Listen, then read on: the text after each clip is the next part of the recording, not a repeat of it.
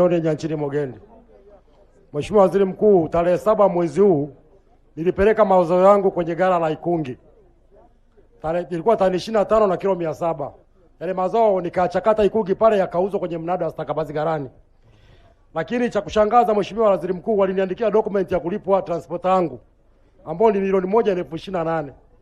Transporter hiyo nimekuwa nikidai mpaka sasa hivi ni wananisumbua. Document nao waliniandikia mpaka watanilipa.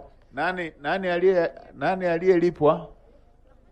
Nililipwa mimi, waliingiza pesa ya kuuza mazao. Ile transporter hawakunirudishia kwa sababu wakati napeleka ile transporter ilikuwa je kuchukua ile mazao sehemu ambayo yalikuwa Granson. Hakuja. Baadaye wakafanya mawasiliano wakasema mimi niyapeleke lakini wakishachakata nauli yangu watanirudishia. Yuko wapi huyo? Ikungi. Yupo hapo Ikungi. Ni Ikungi hapo. Kwa nauli yangu ndio naidai hapa. Hawajanipa mpaka sasa hivi.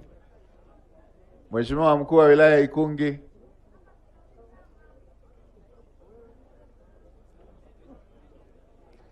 Mheshimiwa Mkuu wa Wilaya ya Ikungi yuko wapi?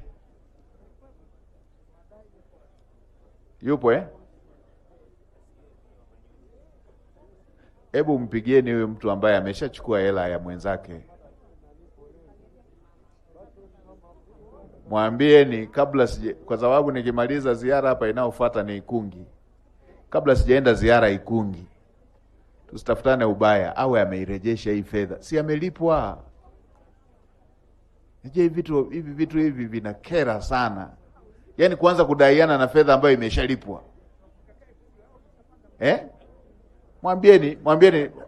Mwambieni ninapoenda ziara ya Ikungi awe ameshailipa hiyo fedha. Tusitafutane ubaya, tusichokozane. Tusichokozane. Mwambieni kabla sijaenda ziara ya Ikungi awe amelipa hiyo fedha.